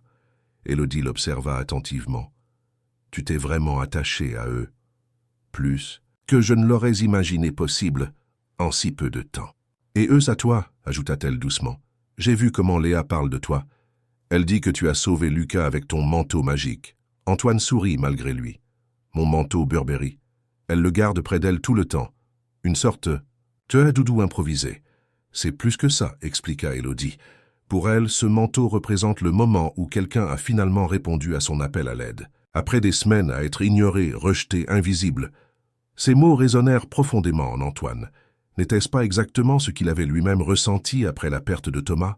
Invisible dans sa douleur, isolé dans son chagrin, incapable de tendre la main à ceux qui, comme Élodie, avaient essayé de l'atteindre. « Je ne veux pas les perdre », admit-il finalement. « Est-ce égoïste de ma part ?»« C'est humain », répondit-elle simplement, « mais l'amour véritable implique parfois de faire passer les besoins de l'autre avant les siens. » Antoine savait qu'elle avait raison. Si cette tante pouvait offrir aux enfants un foyer stable, avec une véritable connexion familiale, ne devrait-il pas s'effacer, même si cette pensée lui causait une douleur presque physique? « La réunion avec la tante est prévue pour demain, » dit-il. « Le même jour que la réunion du conseil qui décidera probablement de mon sort à la tête de Vauclair et Associés. Une journée chargée, » commenta Élodie avec un léger sourire. « Tu veux que je t'accompagne pour rencontrer la tante? Léa se sentirait peut-être plus à l'aise avec moi présente. » La proposition le toucha. « Tu ferais ça? » ?»« Bien sûr. Ces enfants comptent pour moi aussi, Antoine. » Ils restèrent assis en silence pendant un moment, partageant cette préoccupation commune pour l'avenir de Léa et Lucas. Antoine réalisa combien la présence d'Élodie lui avait manqué, sa chaleur, son intégrité, sa capacité à voir au-delà des apparences. « Je suis désolé, » dit-il soudainement, « pour la façon dont je t'ai traité après Thomas. Tu essayais d'aider et je t'ai repoussé. » Élodie le regarda avec douceur. « Tu n'étais pas prêt. Personne ne peut guérir à la place d'un autre, Antoine. Chacun doit trouver son propre chemin à travers le chagrin. Et maintenant, est-il trop tard pour réparer certaines choses ?» La question flottait entre eux, chargée de possibilités non exprimées. Élodie semblait sur le point de répondre quand le téléphone d'Antoine sonna. C'était son père. « Je dois prendre cet appel, » s'excusa-t-il. Élodie hocha la tête et se leva. « Je reviendrai demain matin pour vous accompagner aux services sociaux. » Une fois seul, Antoine décrocha. « Père. » Antoine. La voix d'Édouard Vauclair semblait étrangement fatiguée. « Je suppose que tu es au courant pour la réunion du conseil demain. »« Oui, Jean-Michel orchestre ma destitution, n'est-ce pas ?» Un silence. Il a convaincu plusieurs membres clés. Avec le scandale dans la presse, la chute des actions et ton comportement erratique ces dernières semaines, il a des arguments solides. Mon comportement erratique? Tu parles de mon refus de continuer à fermer les yeux sur des pratiques immorales ou du fait que j'essaie d'aider 2 enfants que notre entreprise a contribué à mettre à la rue? Édouard soupira. Antoine, je ne t'appelle pas pour me disputer. J'ai quelque chose d'important à te dire, quelque chose que j'aurais dû te dire il y a longtemps. Le ton de son père était si inhabituel qu'Antoine se tut attendant la suite. Je suis malade, poursuivit Édouard. Un cancer du pancréas, stade avancé. Les médecins me donnent quelques mois tout au plus. La nouvelle frappa Antoine comme un coup physique. Son père, cet homme qu'il avait toujours perçu comme indestructible, cette force de la nature qu'avait façonné son existence entière, mourant? Père, je ne sais pas quoi dire. Il n'y a rien à dire, répondit Édouard. J'ai fait mon temps, mais avant de partir, je veux mettre certaines choses en ordre, y compris avec toi. Antoine attendit, le cœur battant. Je n'ai pas été un bon père, continua Édouard, sa voix inhabituellement douce. J'ai privilégié l'entreprise au détriment de tout le reste, ma santé, mon mariage et surtout ma relation avec toi. Je t'ai enseigné à faire de même. Et quand tu as perdu Thomas, je t'ai poussé à te réfugier dans le travail plutôt que de faire face à ta douleur. Tu faisais ce que tu pensais être juste, murmura Antoine, bouleversé par ces aveux inattendus. Non, je faisais ce qui était facile, ce qui était conforme à la vision étroite que j'avais de la réussite. Un silence. Antoine, je veux te voir, toi et ces enfants dont tu t'occupes, avant la réunion du conseil demain. La requête était si inattendue qu'Antoine ne sut comment réagir. Tu veux rencontrer Léa et Lucas? Oui, si tu es d'accord. Bien sûr, tu peux venir ce soir. Après avoir raccroché, Antoine resta immobile, absorbant le choc des révélations de son père. La maladie d'Édouard changeait tout. La dynamique familiale, l'avenir de l'entreprise, et peut-être même les chances d'Antoine de conserver un rôle dans la vie de Léa et Lucas. Il monta à l'étage pour vérifier l'état des enfants. Lucas gazouillait joyeusement dans son berceau, tandis que Léa dormait encore, le fameux manteau Burberry serré contre elle. Antoine s'assit doucement au bord du lit, observant son visage paisible, si différent de l'expression inquiète et méfiante qu'elle arborait le jour de leur rencontre. En quelques jours à peine, ces deux enfants avaient bouleversé son existence, réveillant des parties de lui-même qu'il croyait mortes depuis la perte de Thomas. Quelle que soit l'issue de la réunion, de demain, tant avec le conseil d'administration qu'avec l'attente des enfants, Antoine savait qu'il ne reviendrait jamais à l'homme qu'il était avant cette rencontre sous la pluie. Édouard Vauclair arriva au manoir en début de soirée. Malgré l'annonce de sa maladie, il conservait cette prestance intimidante qui avait toujours été sa marque de fabrique. Pourtant, Antoine remarqua les signes subtils de son déclin, le teint légèrement jaunâtre, les joues plus creusées, la démarche moins assurée. Léa, qui s'était réveillée de sa sieste, observait ce nouveau visiteur avec curiosité depuis le salon où elle jouait avec Lucas. Antoine fit les présentations. « Léa, Lucas, je vous présente mon père, Édouard. » Édouard s'approcha lentement, son regard habituellement sévère adouci par quelque chose qu'Antoine ne lui avait jamais vu. Peut-être de la tendresse? « Bonjour, jeune fille, » dit-il à Léa. « Et bonjour à toi aussi, petit bonhomme, » ajouta-t-il, en se penchant vers Lucas. Léa fit une petite révérence, manifestement impressionnée par cet homme imposant. « Bonjour, monsieur. » Édouard s'assit dans un fauteuil près des enfants. « Antoine m'a dit que tu avais un talent pour la musique. Tu chantes ?» Léa hocha timidement la tête. « Ma défunte épouse, la mère d'Antoine, adorait la musique, » poursuivit Édouard avec une douceur surprenante. Elle jouait du piano magnifiquement. Nous avions un grand piano dans cette même maison autrefois. « Qu'est-il devenu ?» demanda Antoine, surpris. Il n'avait que de vagues souvenirs de sa mère jouant du piano, morte trop tôt d'une maladie. « Cardiaque. Je l'ai fait enlever après son départ, » répondit Édouard, un regret évident dans sa voix. Le son me rappelait trop sa présence. Il se tourna vers Léa. Ce fut une erreur. La musique ne devrait jamais quitter une maison. La soirée se déroula dans une atmosphère étrangement paisible. Édouard, habituellement si distant et formel, semblait apaisé en présence des enfants, écoutant avec une attention réelle les histoires simples de Léa, observant les progrès de Lucas qui commençait à se tenir assis, sans soutien. Plus tard, après que les enfants furent couchés, père et fils s'installèrent dans le bureau d'Antoine avec un verre de cognac. « Ils sont remarquables, » dit Édouard, « particulièrement la petite. Elle a une force que l'on ne trouve pas souvent chez les adultes. »« Je sais, » répondit Antoine. « Elle a pris soin de son frère seul pendant des semaines après la perte de leur mère. Et maintenant tu veux prendre soin d'eux. » Ce n'était pas une question, mais Antoine acquiesça tout de même. « Ah oui, mais une tante est apparue. Nous la rencontrons demain. » Édouard contempla son verre. La famille biologique a généralement priorité dans ces cas. « Je sais, » murmura Antoine, incapable de masquer sa tristesse à cette perspective. « Antoine, » dit Édouard en le regardant directement, « quoi qu'il arrive demain au conseil, je veux que tu saches que je suis de ton côté. J'ai passé ma vie à construire Vauclair & Associés. Mais face à ma propre finitude, je réalise que ce n'est qu'une entreprise, pas un héritage digne de ce nom. Que veux-tu dire? Je veux dire que si tu choisis de te battre pour ces enfants plutôt que pour l'entreprise, je comprendrai et je t'aiderai. » Ces mots venant de l'homme qui avait toujours placé l'entreprise au-dessus de tout touchèrent Antoine profondément. Pour la première fois depuis des années, peut-être, depuis son enfance, il sentit un lien authentique avec son père. « Merci, » dit-il simplement. Édouard termina son verre. « Je serai à la réunion du conseil demain. Jean-Michel ne s'attend pas à me voir. Il pense que ma maladie m'a déjà mis hors jeu. » Un sourire froid apparut sur ses lèvres. Il va avoir une surprise. Après le départ de son père, Antoine resta longtemps éveillé, préparant mentalement les 2 batailles qui l'attendaient le lendemain. L'une pour son entreprise, l'autre pour les enfants qui avaient si rapidement capturé son cœur.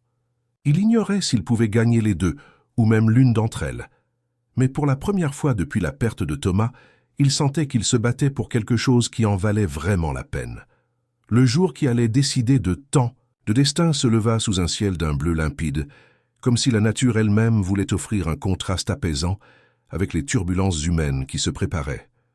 Antoine s'éveilla avant l'aube, ayant à peine dormi. Il resta quelques minutes assis au bord de son lit, rassemblant ses forces pour les épreuves à venir. Sa première action fut d'aller vérifier les enfants. Léa et Lucas dormaient paisiblement, inconscients des enjeux de cette journée qui pourrait tout changer pour eux. Antoine observa leur visage détendu, puisant dans cette vision la détermination dont il avait besoin. Le petit déjeuner fut silencieux. Même Léa, qui commençait à s'ouvrir davantage, semblait percevoir la tension dans l'air. Elle mangea son croissant en observant Antoine, avec ses yeux sérieux qui semblaient tout comprendre. « Aujourd'hui, nous allons rencontrer quelqu'un d'important », lui expliqua finalement Antoine. « Ta tante Sophie, la sœur de ta maman. » Léa posa sa tasse de chocolat, surprise. « Je ne savais pas que maman avait une sœur. » Apparemment, elle ne se voyait plus depuis longtemps. « Mais ta tante vient de Lyon pour te rencontrer, toi et Lucas. » « Pourquoi ?» Antoine chercha ses mots. « Parce qu'elle est votre famille, et quand elle a appris ce qui était arrivé à votre maman, elle a voulu vous connaître. » Léa sembla digérer cette information, son jeune esprit saisissant probablement les implications mieux que ce qu'Antoine aurait souhaité. « Est-ce qu'on va devoir aller vivre avec elle ?» La question directe le prit au dépourvu. « Je ne sais pas, Léa, c'est possible. Nous verrons comment se passe la rencontre. »« Mais on est bien ici, » protesta-t-elle doucement. « Lucas aime sa chambre, et vous nous avez promis qu'on resterait ensemble. »« Je tiendrai cette promesse, » affirma Antoine avec conviction. « Quoi qu'il arrive, je m'assurerai que toi et Lucas restiez ensemble. » Élodie arriva peu après, comme convenu. Sa présence apporta un calme bienvenu dans l'atmosphère tendue du manoir. Elle salua chaleureusement Léa, jouant quelques minutes avec Lucas avant de se tourner vers Antoine. « Comment te sens-tu » demanda-t-elle doucement. « Comme quelqu'un qui joue sa vie sur 2 tableaux différents le même jour, » répondit-il avec un faible sourire. « À quelle heure est la réunion avec la tante ?»« À 11 heures aux services sociaux.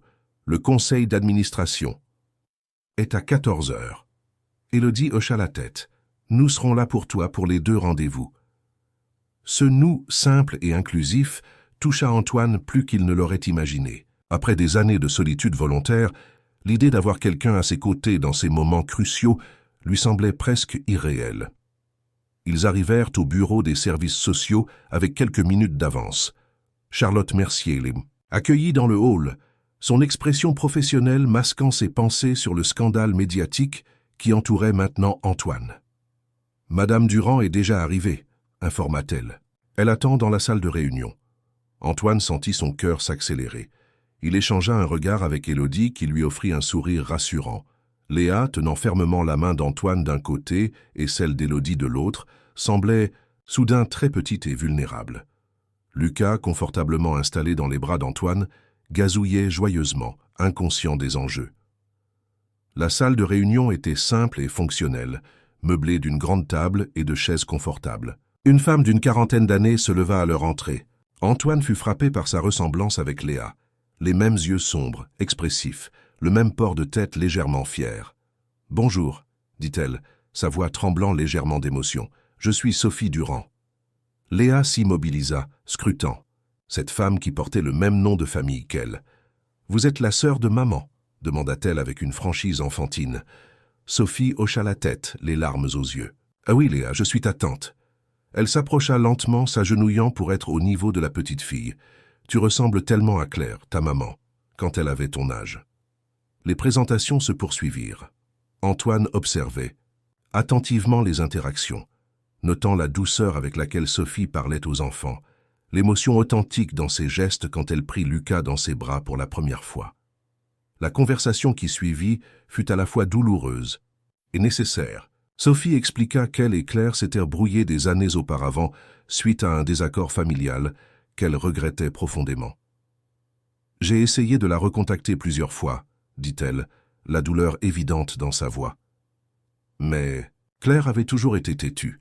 Quand j'ai finalement découvert qu'elle était malade, c'était trop tard. « Comment nous avez-vous retrouvés ?» demanda Antoine. « J'ai engagé un détective privé après avoir appris son décès par un ancien ami commun.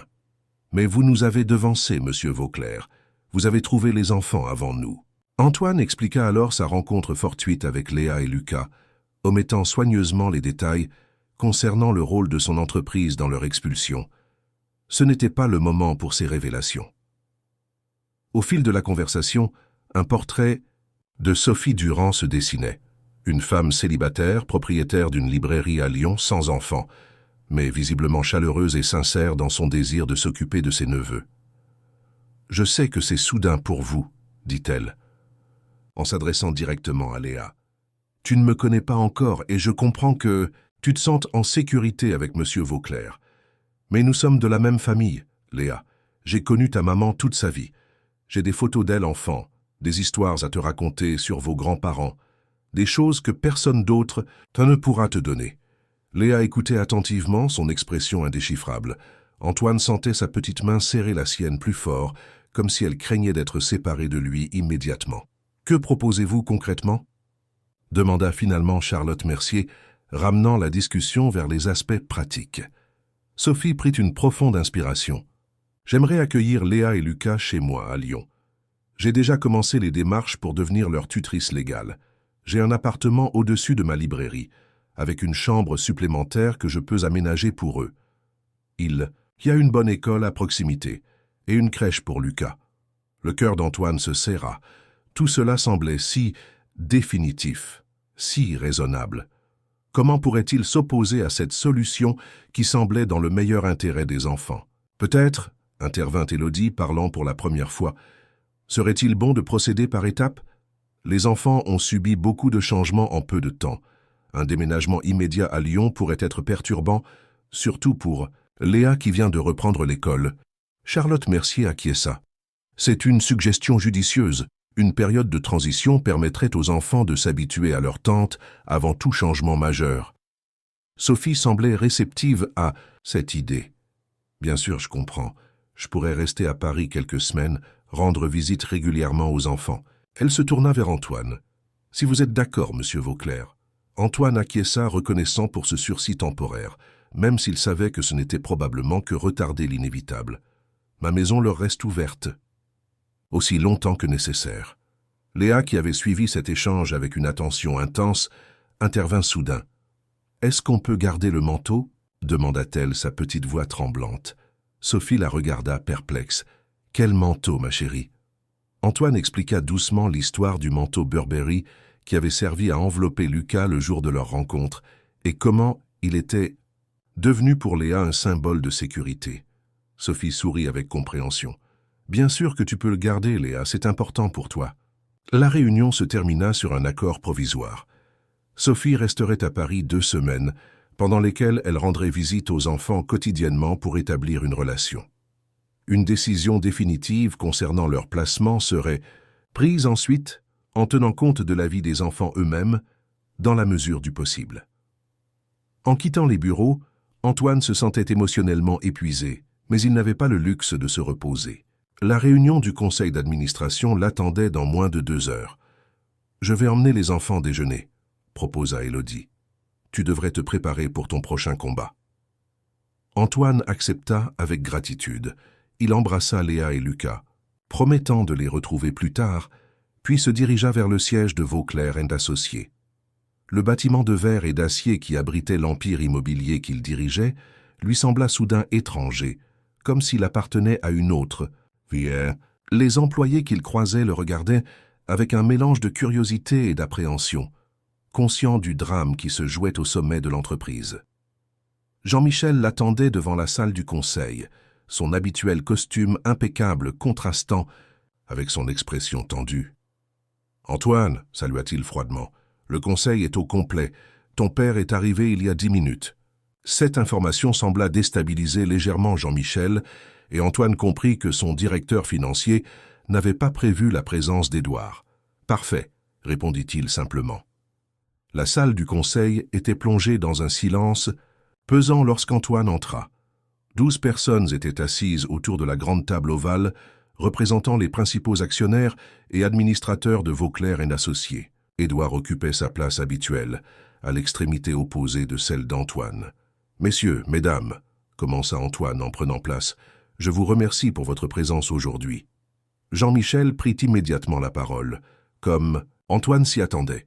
« Nous sommes réunis pour discuter de la crise sans précédent qui frappe notre entreprise et des mesures à prendre pour restaurer la confiance de nos actionnaires et partenaires. » Ce qui suivit fut un réquisitoire méthodique contre la gestion récente d'Antoine.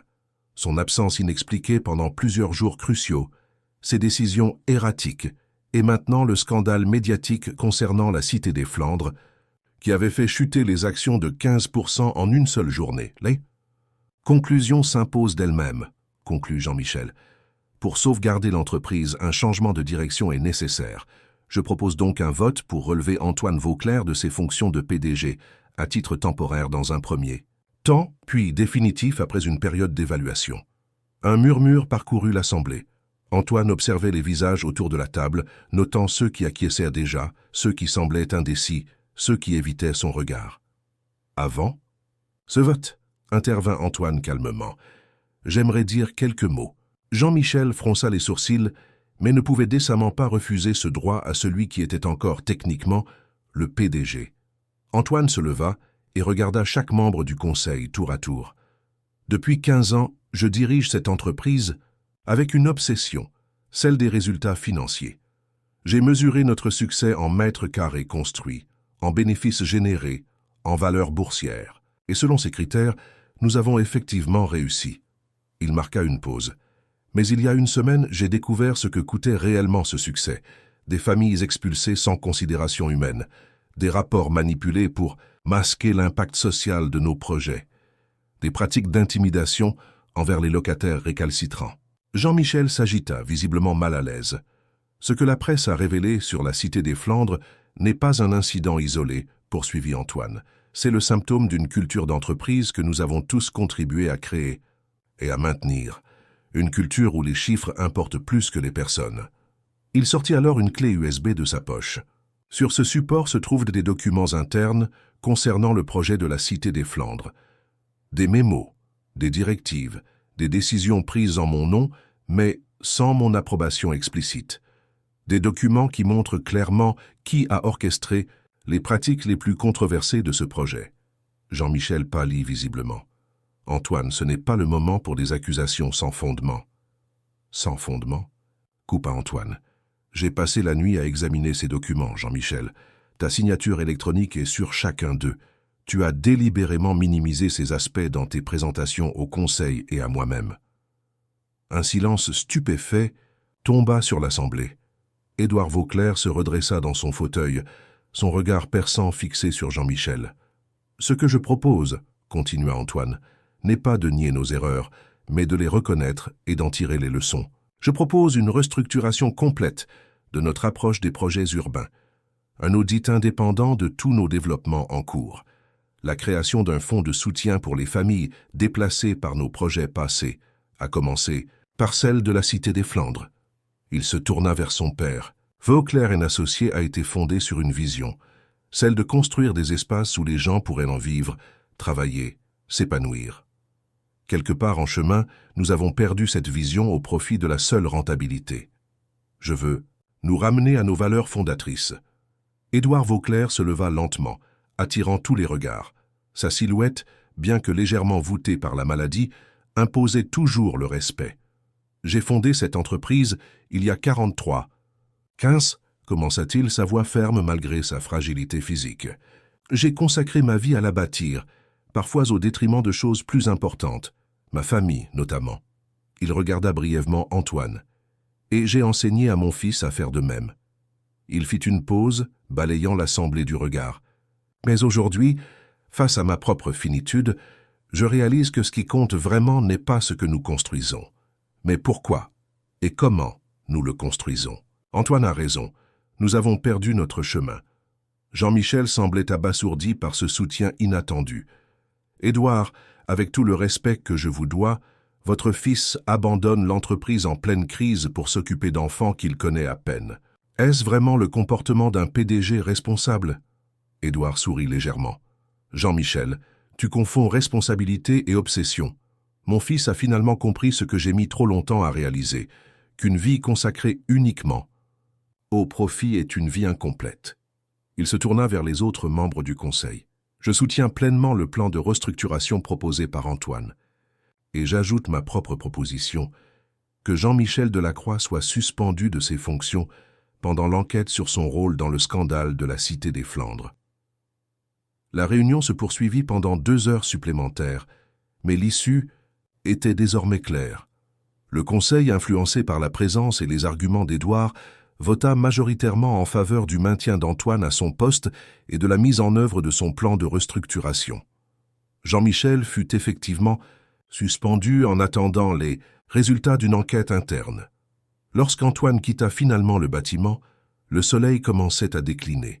Il se sentait étrangement léger, comme libéré d'un poids qu'il portait depuis trop longtemps.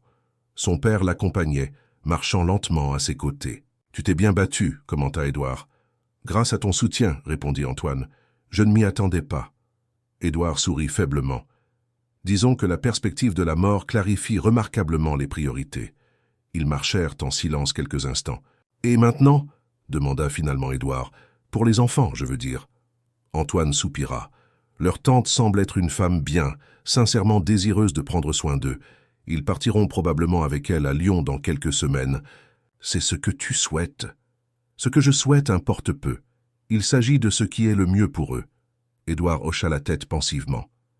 Tu sais, quand ta mère est morte, j'ai failli tout abandonner. L'entreprise, nos projets, tout. La douleur était insupportable. Il marqua une pause. Mais au lieu de faire face à cette douleur, je m'y suis soustrait en me plongeant dans le travail. J'ai transformé ma perte en ambition, mon chagrin en empire commercial. Il posa une main sur l'épaule de son fils. Ne fais pas la même erreur, Antoine. Que ces enfants restent ou partent. Ne te réfugie pas à nouveau dans le travail. Tu as commencé à ouvrir ton cœur. Continue, même si c'est douloureux. Ces mots, venant de l'homme qui lui avait enseigné toute sa vie l'inverse, touchèrent Antoine profondément. 2 semaines s'écoulèrent, riches en changements. Sophie Durand s'installa temporairement dans un hôtel près du manoir Vauclair, rendant visite aux enfants quotidiennement comme convenu.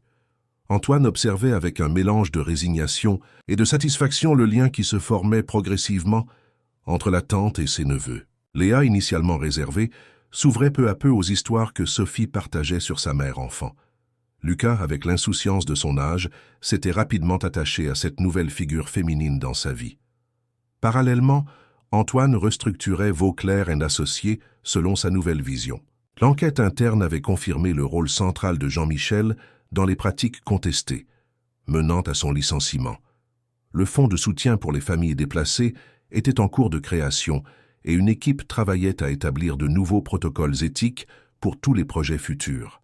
Édouard, malgré sa maladie qui progressait, participait activement à ce renouveau, partageant sa sagesse tardive et réparant à sa manière les erreurs du passé. Élodie était devenue une présence régulière dans la vie d'Antoine et des enfants. Sa chaleur, son intelligence et sa compréhension profonde des besoins de Léa en faisaient une alliée précieuse pendant cette période de transition. Antoine se surprenait à attendre avec impatience ses visites, redécouvrant ce qui l'avait attiré vers elle des années plus tôt. Le jour où une décision définitive devait être prise concernant la garde des enfants arriva finalement. Charlotte Mercier organisa une réunion au manoir Vauclair, en présence de Sophie, Élodie, Antoine et bien sûr Léa et Lucas.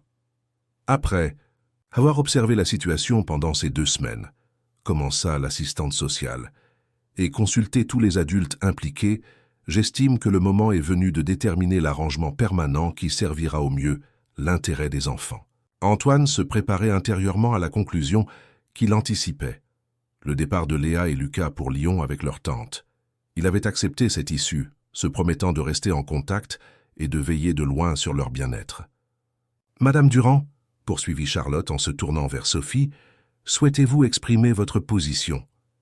Sophie prit une profonde inspiration. « Ces 2 semaines m'ont permis de mieux connaître mes neveux et de comprendre leurs besoins. Léa est une enfant extraordinaire, avec un talent musical remarquable et une maturité touchante. Lucas est un bébé joyeux qui s'épanouit chaque jour davantage. Elle marqua une pause, semblant chercher ses mots.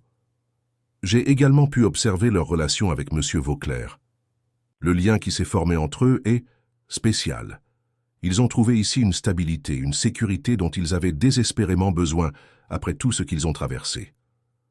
Antoine sentit son cœur s'accélérer, incertain de la direction que prenait ce discours. « C'est pourquoi, continua Sophie, après mûre réflexion, je ne souhaite pas perturber à nouveau leur vie en les déplaçant à Lyon. Je propose plutôt un arrangement de garde partagée où les enfants resteraient vivre ici avec monsieur Vauclair comme tuteur principal, tandis que je leur rendrai visite régulièrement et les accueillerai pendant certaines vacances. » Un silence stupéfait suivit cette déclaration. Antoine fixait Sophie, incapable de croire ce qu'il venait d'entendre. « Êtes-vous certaine de cette décision, Madame Durand ?» demanda Charlotte Mercier, également surprise. Sophie hocha la tête avec conviction. « Absolument. J'ai une librairie à gérer à Lyon, ce qui n'est pas idéal pour élever seuls 2 jeunes enfants. Plus important encore, j'ai vu comment M. Vauclair a transformé sa vie pour eux, comment il a mis de côté sa carrière pour être présent à chaque instant. Ce genre de dévouement est rare. » Elle se tourna vers Antoine. « Je resterai. Leur tante, leur lien avec leur mère et leur histoire familiale. Mais vous, monsieur Vauclair, vous êtes devenu leur père dans tous les sens qui importent vraiment. » Antoine sentit une émotion intense l'envahir, un mélange de soulagement, de gratitude et d'une joie presque douloureuse. Il chercha Léa du regard. La petite fille, qui avait écouté attentivement, avait les yeux brillants de larmes contenues. « Léa, » dit doucement Charlotte, « comment te sens-tu par rapport à cette proposition? Aimerais-tu rester vivre ici avec monsieur Vauclair et voir ta tante Sophie régulièrement ?» Léa hocha vigoureusement la tête, puis se précipita vers Antoine, se jetant dans ses bras. « Oui, » murmura-t-elle contre son épaule. « Je veux rester. Avec vous, et Lucas aussi. » Antoine l'étreignit, incapable de parler, submergé par l'émotion. Par-dessus la tête de Léa, il croisa le regard d'Élodie qui lui souriait, les yeux également humides. Les semaines suivantes furent consacrées à formaliser cet arrangement. Antoine entama officiellement les démarches d'adoption, avec le soutien écrit de Sophie. Le manoir Vauclair se transforma progressivement. Des chambres d'enfants colorées remplacèrent les espaces austères, des jouets apparurent dans le salon autrefois impeccable, et surtout la musique revint. Édouard, dans un geste symbolique fort, fit livrer un magnifique piano à queue dans le salon, une réplique exacte de celui sur lequel la mère d'Antoine jouait autrefois.